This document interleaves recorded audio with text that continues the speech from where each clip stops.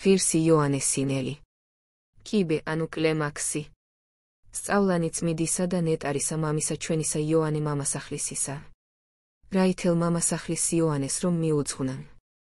რომელმაც სთხოვა სწავლანი აღეწერა მონაზონთათვის. სიტყვა 21. შიშისათვის. შიში ამპარტავნული სულის ბავშვური ჩვეულებაა. შიში სარწმუნეობისგან გადახვევაა, მოულოდნელი ჭირის მოლოდინია. შიშარა უბედურებას წინასწარ წარმოიდგენს. შიშარა თავის გულს წარმოდგენილი შიშით მუსრავს. შიში იმედს გვიკარგავს. ამპარტავანი სული შიშის მონაა, რადგან საკუთარი თავის იმედზეა და როდესაც რაიმე ხმას გაიგონებს, ძრწის.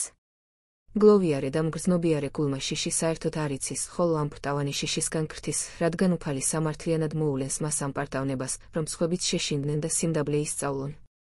ყველამ შიშარა ამპარტავანია, მაგრამ ყველა უშიშარემ დაბალი არ არის, რადგან ავაზაკები და საფლავის მზარავები ადვილად არ ქრთიან.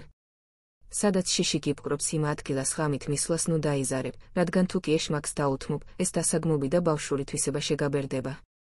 გზას რომ გაუდგები, ლოცვით შეიარაღდი და როდესაც მიხვალ, ხელი აღუპყარ უფალს და ჰგვემი მტერი იესოს ქრისტეს სახელით, რადგან ცის ქვეშ და მიწის პირზე ამაზე ძლიერი იარაღი არ არსებობს. როდესაც ამ სენისგან გათავისუფლდები, ადიდე მხსნელი, რადგან თუ კი მადლობას შესწირავს, საუკუნოდ დაგიცავს იგი. ჩვენი გლოვის შესაბამისად წარიდევნება იგი და როცა გლოვა შემოგვაკლდება, შიში ძლიერდება. შიშმა შემეპყრო და ყოველი ძვალი ჩემი შეძრწუნდა. იობი 4:15. ამბობდა ელიფაზი მტრის ამ მზაკრობის შესახებ და ამასვე ვამბობ მეც. ზოგჯერ ჯერ სულს იპყრობს შიში, ზოგჯერ კი ჯერ ხორცს, ხოლო მეორეს ამ ნებას იგი გადასცემს, რომელიც პირველად მიიღებს მას. როდესაც ხორცი შეძრწუნდება და სული კი შიშს არ მიიღებს, მაშინ ამ სენისგან გათავისუფლება ადვილია, მაგრამ თუ ყოველთვის მოულოდნელ უბედურებასა ოცნებას, შემოსვლილი გულით უშიშრად ვიტვირთავთ და არაფრად ჩავაგდებთ, მაშინ ჭეშმარიტად დაგვიტოვებია შიში. არც ღამის სიბნელე და არც ადგილის უდაბურება არ აძლევს ჩვენზეც ძალას ეშმაკს, არამედ სულის უნაყოფობა და ზოგჯერ კი ეს ღვთის დაშვებითა და მისი განგებულებით ჩვენს განსასწავლად ხდება. ვინც ღვთის მონა, მას მხოლოდ თავისი მეუფისა ეშინია, ხოლო ვისაც მეუფის შიში არა აქვს, მას საუკუთარი ჩრდილიც აშინებს.